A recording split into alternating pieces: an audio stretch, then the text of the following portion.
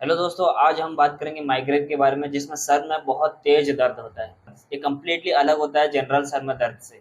Migraine में किसी एक साइड में सर में दर्द होगा, और जो जनरल दर्द होता है वो दोनों साइड में या कहीं पर भी हो सकता है सर। इसमें जो सर में दर्द होता है वो पल्साटाइल इन नेचर होता है, मतलब कि आप अगर सर में हाथ रखेंगे तो आपका जो ब्लड वेसल है यहाँ पे वो बहुत तेज से ऊपर नीचे होता होगा। इससे आप पता लगा सकते हैं कि माइग्रेन अटैक हुआ है।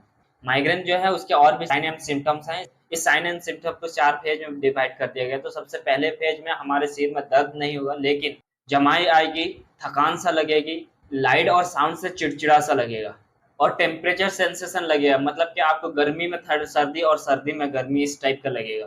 फेज 2 जो है देखने में प्रॉब्लम या सुनने में प्रॉब्लम, और कान में रिंगिंग साउंड टाइप का इस तरीके से होगा। अगर आप कुछ फिजिकल एक्टिविटी करते हैं तो सिर में जो दर्द है वो और भी तेज हो सकता है। इसके साथ ही साथ कुछ व्यक्ति को सर में चक्कर आना, उल्टी होना, डायरिया होना, इस तरीके से कुछ सिम्टम्स भी आ सकते हैं। ये हर इंसान को नहीं आते, किसी किसी को आते हैं। फेज 4 माइग्रेन अटैक के बाद आता है, जिसपे आपका सिर में दर्द जो है वो ठीक हो जाने के बाद आता है। इस फेज में आपको थकान सा लगना और नींद सा लगना इस टाइप से लगेगा। किसी भी चीज में कंसंट्रेशन ठीक से नहीं कर पाएंगे।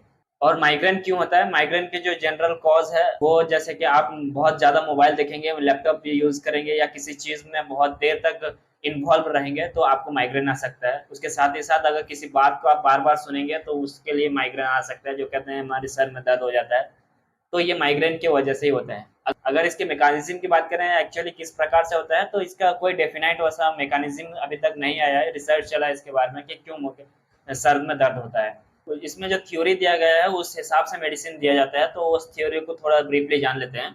थ्योरी के अनुसार जो ब्रेन में कवर है उसे कहते हैं मेनिंजेस। मेनिंजेस किसी कारण से एक्टिव हो जाने की वजह से वहां से न्यूरोट्रांसमीटर जैसे कि प्रोस्टाग्लैंडिन और हिस्टामिन रिलीज होते हैं। ये न्यूरोट्रांसमीटर पेन के लिए रिस्पॉन्सिबल होते हैं। तो इसे ठीक कराने के लिए हम पेन क्लियर, एनएसएआईडी जैसे देते हैं, पैरासीटामोल, नाप्रोक्सेन, इस टाइप के मेडिसिन जो प्रोस्टाग्लैंडिन के सिक्रेशन को कमा देता है, तो इस टाइप के मेडिसिन देते हैं। तो और भी एक न्यूरोट्रांसमीटर है जिसका नाम है सेरोटोनिन। ये प्रोस्टाग्लैंडिन जो हिस्टामिन जैसे रिलीज होता है, ये भी इसी प्रकार से रिलीज होता है, और इसे ब्लॉक करने के लिए हम सेरोटोनिन एंटागोनिस्ट देते हैं। माइग्रेन के लिए एर्गोटामाइन इस प्रकार के मेडिसिकेशन देते हैं। और भी एक थ्योरी है जिसे कहते हैं ट्राइजेमिनल नर्व। वो हमारे फेशियल सेंसेशन को ब्रेन तक लेके पहुंचाता है। वहां से एक न्यूरोट्रांसमीटर रिलीज होता है जिसका नाम कैल्सिटोनिन जीन रिलेटेड पेप्टाइड है। वो हमारे माइग्रेन के लिए रिस्पॉन्सिबल होता है। तो उसे प्रिवेंट करने के लिए ट्रिप्टान ग्रुप का मेडिकेशन देते हैं, जैसे कि सुमाट्रिप्टान, नाराट्रिप्टान, प्रोफाट्रिप्टान।